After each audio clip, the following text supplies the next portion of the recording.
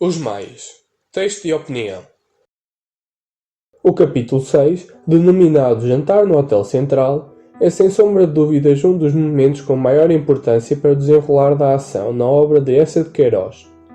Na nossa opinião, este episódio marca um avanço significativo na história inteira dos Maias.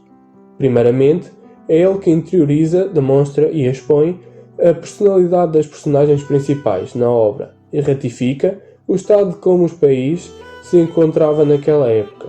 Da mesma forma, este capítulo ainda manifesta a forma como o autor se posiciona perante os diversos assuntos que envolviam de forma excêntrica a sociedade, ou seja, os próprios costumes, literatura, romantismo, realismo, política e finanças. Seguidamente, refletindo um pouco acerca do conteúdo que o capítulo 6 aborda, acreditamos que Eça de Queiroz, através de Jantar no Hotel Central, tenta recriar um pouco da sua vida, isto é, escrever aquilo que a sua imaginação declara caso encontrasse o seu verdadeiro amor, embora não tenhamos nenhuma prova que nos efetive esta visão. Acreditamos ainda que é através das diferentes personagens que ele conta excertos da sua própria vida, embora não diretamente explícitos na obra. Neste caso, haveria memórias ao invés de ideias transpostas no papel.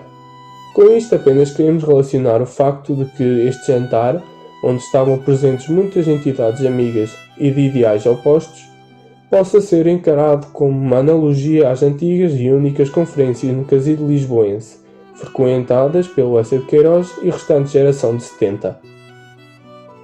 Além do mais, Portugal, na época referente, vivia banhada pela corrupção e incoerência.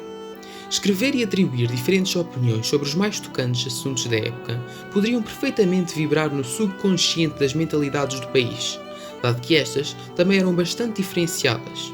Ou seja, não atrai apenas uma área específica do público, tal como Camilo Castelo Branco tinha feito com as mulheres românticas, mas sim as divergentes massas, aqueles que acreditavam no romantismo, aqueles que acreditavam no naturalismo e por aí adiante. Por consequência, e tal como o próprio ambiente do jantar, Eça de Queiroz acaba por criar de igual modo discussões entre o povo, a burguesia e a nobreza.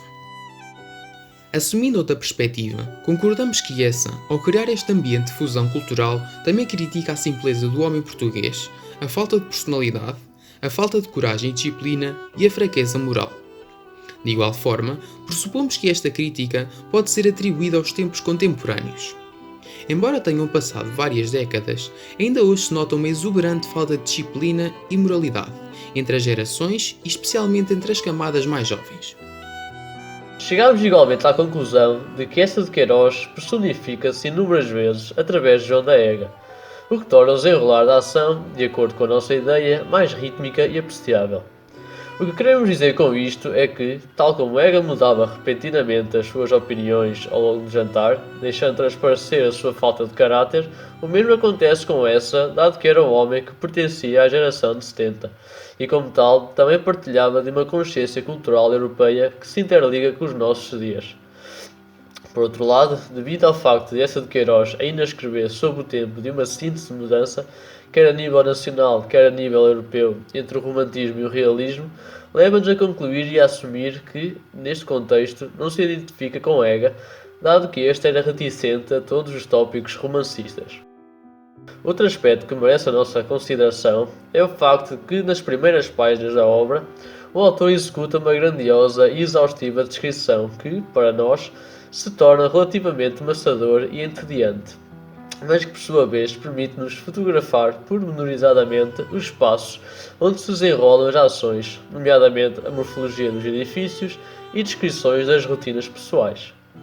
Em contrapartida, em capítulos posteriores, como por exemplo o jantar no Hotel Central, a dinâmica torna-se completamente diferente, sendo o diálogo e a ação trabalhadas de uma forma mais robusta e meticulosa comparativamente às longas descrições, sendo, na nossa opinião, mais cativante, despertando o desejo de nunca parar de ler.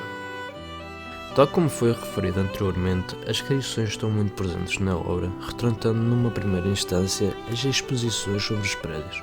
Numa segunda instância, tais pormenorizadas descrições podem ser equiparadas às informações dadas sobre as conversas, mentalidades e argumentações durante o jantar. Outro aspecto que, na nossa opinião, é importante frisar é inquestionavelmente a relação que nós podemos estabelecer com o próprio subtítulo da obra. Ou seja, na nossa maneira de pensar, Episódios da Vida Romântica remete-nos para a crónica feita aos costumes presentes no corpo social, que nesta ótica tem como objetivo centralizar o Cohen, segundo os propósitos de Hegel. Por último, mas não menos importante, acreditamos que Hegel era um autêntico português, na medida em que estava sempre à espera de ouvir as opiniões de Cohen, para só apenas seguidamente concordar e assim formular os seus próprios ideais. Podemos igualmente comparar esta ação com a de um típico português, exatamente em diversas ações que se têm vindo a decorrer neste presente ano, exemplificando a tardia ação do governo português, esperando que os outros tomassem as suas decisões primeiro, fez com que se originassem sérios problemas para a nossa população. Para concluir, e depois de tudo o que foi referido acima, podemos inferir que o episódio 6 concede-nos uma exuberante capacidade de interpretação relativamente a diversos assuntos, que em particular se refletem de uma forma pessoal e ou coletiva nos tempos contemporâneos.